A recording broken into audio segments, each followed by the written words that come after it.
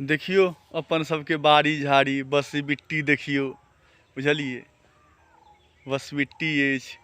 ई आमक गाछ सब देखियो, ई आमक गाछ हेवए देखियो।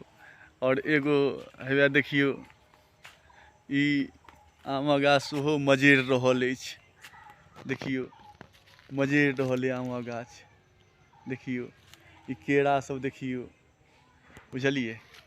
अहिना घूमै छलहुँ हेँ कनि बाड़ीमे, तऽ आइ एगो बौआ मिल गेलथि।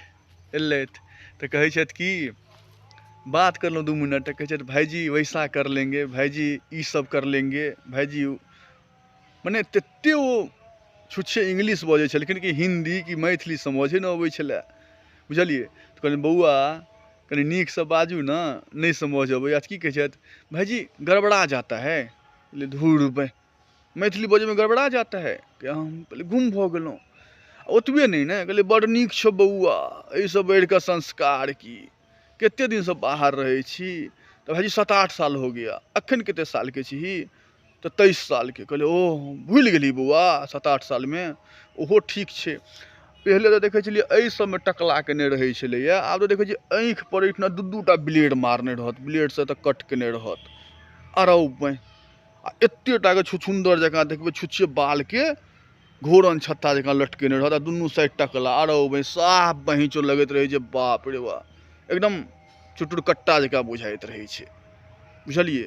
कहलिए बौआ बहुत नीक बहुत नीक, अहिना अपन मिथिला संस्कारके बढ़बैत रहू। आ कहियो गाँव घरवला आदमी सबके दिमाग घसकले ने, चोट्टी पकड़ि कऽ पोट्टी बहार कऽ देत। बौआ एहिसँ संस्कारी नहि कहलाई छै, लक्षणेसँ संस्कारी देखाइ दऽ दै छै, बुझलिही ने। कतहु जेबो करबही तऽ कहती कतऽके बौआ छथिन? तऽ फल्लाँ गाँवके फल्लाँ टोलके फल्लाँके बेटा छथिन। तऽ की कहता ओ तैँ एतेक सुन्दर लगै छथिन। रे बौआ सब किया गाँव घरके नाम खराब करै छेँ? एहन लक्षण बना कऽ रह ने जे देखते मात्रके हाँ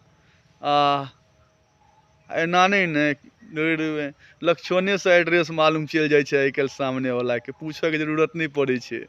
आ तोहर सबके तऽ जो तेहन भऽ गेलौ आइ काल्हि, कह पहचाने बनबैके छै तऽ बनो ने तरीकासँ। ई एतऽ कट कऽ कऽ, एतऽ कट कऽ कऽ, एतऽ कट कऽ कऽ, रे एहिसँ मनुख कहला जेमे बुढ़बक सब कहीं के रे।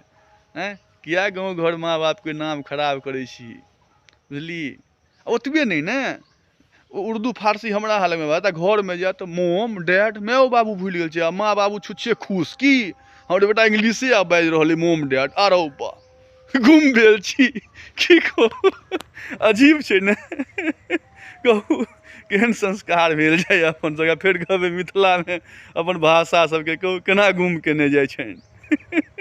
अखन माँ मोम डैड तऽ खुश हमर बेटा छुच्छे इंग्लिशे बजैए। माय बाबू की प्यार बरसै छै। ई हम अहाँ छी माय बाबूवला, मोम डैडवला नहीं छी। माय बाबूमे बस जान बसै छै, एहि शब्दमे माय बाबूमे। मोम डैड तऽ भऽ गेलै, छोड़ू लम्बा भऽ जायत वीडियो, की कहू। ठीक छै माफ करब।